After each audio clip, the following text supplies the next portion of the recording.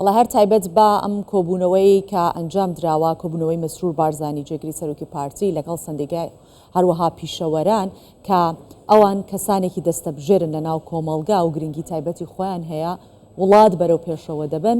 گفتوگۆی زیاتر لەگەڵ بەختیار حەیدەری نەقیبی سندیکای پارێزەرانی کوردستانەکەم. ئەم کاتتان باش بەڕێز بەختیار. کۆبوونەوەی مەسرور بارزانی ڕاستەوخۆ لەگەڵ پیشەوەر و سندیکاکان چه گرنگیەکی بۆ ئێوە هەیە؟ پێششی بەخێر بێن دەمەوێت بۆت ڕاستکەم من بەختیار حەیدەرم نەک بەختیار حەیدەری بەخێر بێن سەرچاو دوێنێ لە خزمەت بەڕێز کاک مەسرور بارزانی بووین سەرۆکی ئەنجومەنی وەزیران و جێگری سەرۆکی پارتیمان بە خۆشحاڵیەوە هەمان ئەو با بڵێن بابەتانەی کە لە ناو مێشی ئێمەیە و با بڵێن فکری لێ دەکەینەوە هەمان بابەتەکان زۆر بە دڵنیاییەوە جەنابی کاک مەسرور باسی کرد و باسی لەوەش کرد کە پێویستە هەمومان بەیەکەوە لە کوردستان یەکدەنگ بین یەک هەڵوێز بین بۆ ئەوەی مافەنەتەوەیەکانمان بپارێزین و لە هەمان کاتیشدا هەوڵ بدەین بۆ ئەوەی کوردستانێکی ئارام ئاوەدان پێکۆژیان لەگەڵ هەموو پێکاتەکان بەیەکەوە بە یەک دەست هەوڵ بدەین کە کوردستان بەرەو ئارامێکی باشتر ئاوەدانیەکی باشتر ببین.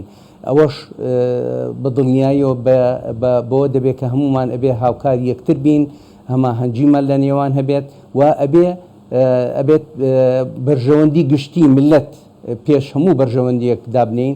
ئەوەش دوور نییە و یەکێکە لە با بڵێن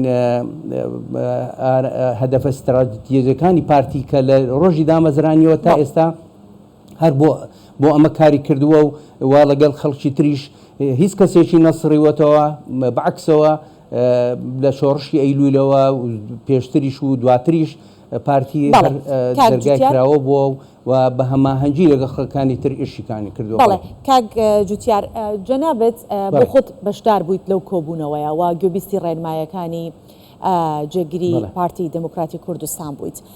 پێمان بڵێ لە گوتارەکانی گرنگی مەسرور بارزانیتان لە گرنگی پێدان بە سندیکا و پێشەوەران چۆن بینی؟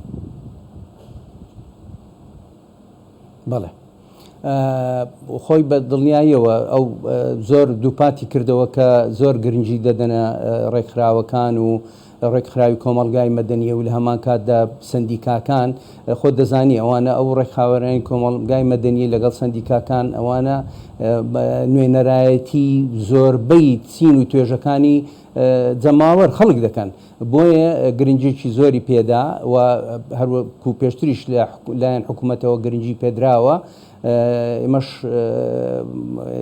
هەر کاتێک کە داوامان لە حکوومەت کردوێت بۆ ئەوەی هاوکارمان بێت هاوکارمان بووە و زۆر جار زۆر کێشە هەبووە بۆمانیان چارەسەر کردووە بۆ بابڵین توێژەکانی خۆمان بۆیە ئەم دووپاتی کردەوە و زۆر جەختی لەسەر ئەو بابەتە کرد و ئێمەش دڵمان پێی خۆش بوو بە دڵنیاییەوە لە ئایندەش چاومان لەوەیە کە ئەو هەماهەنگیە زیاتر بێ هەمووش لە پێناوی بەرژەوەندی گشتی و خزمەتی گەلی کوردستان.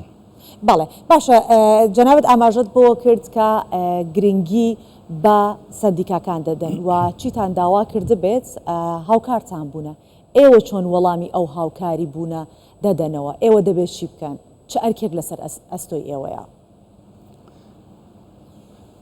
خۆی وەکو سندیکای من وەکو سندیکای پارێزەرانی کوردستان بە تایبەتی باز دەکەم و قسە دەکەم و هەمان کاتیشدا وەکو سندیکایەکانی تریش سندیکای پارێزەرانی کوردستان ئەرچی سەرەکی ئەوەیە کە پارێزەراتی لە خەڵک بکە لە ملەتی کورد بکە. ئێمە لە یاسای خۆمان باسی ئەوە کراوە کە سندیکای پارێزەرانی کوردستان یەک لە ئامانجەکانی ئەوەیە کە پاڵپشتی حکوومەتی هەرێم و دەستگاکانی شەرعی حکوومەتی هەرێم کوردستان بە پەرلەمانەوە بە حکوومەتەوە بۆیە ئێمە بەڵێن تازە دەکەینەوە کە لەسەر هەمان ڕێڕە و بڕۆین و هەوڵی ئەوە بدەین کە هەردەم جگە لە ئەرکە پیشەیەکانی خۆمان لە با بڵێن پارێزەراریکردن لە خەڵک ئەو کەسانێک کە ڕوومان تێدەکەن پارێزەرایەتی لە هەرێمی کوردستان بکەین و لە دەستگا فەرمیەکانی هەرێمی کوردستان لە بەرژەوەندی باڵای ملەتی کوردستانیش بکەین. زۆر باشە. چۆن ئێوە پێشوازی لە کارنامە و کاندیدانی پارتی دموکراتی کوردستانەکان وەکو سەندیکای پارێزەرانی کوردستان؟ خۆی ئێمە وەکو سەندیکای پارێزەرانی کوردستان لەبەرەوەی سندیکایەکی پیشەیە و تەمسیلی هەموو خەڵکی کوردستان دەکا، هەموو پارێزەرانی کوردستان دەکا، بۆیە ئێمە وەکو سندیکا وەکو مووقفێکی فەرمی سندیکا ئێمە بە یەک چاوسەیری هەموو کاندیدەکان دەکەینی هەموو لایەنەکان و تەنانەت ئەوانەی با بڵێن بە سربەخۆش خۆیان کاندید کردووە.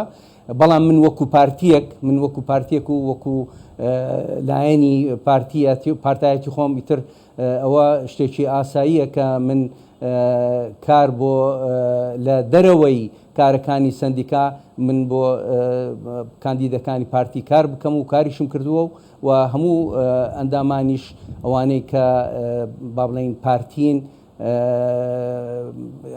بەدڵنیاییوە کار بۆ پاڵپشتیکردنی کاندیدانی پارتیمان دەکەن.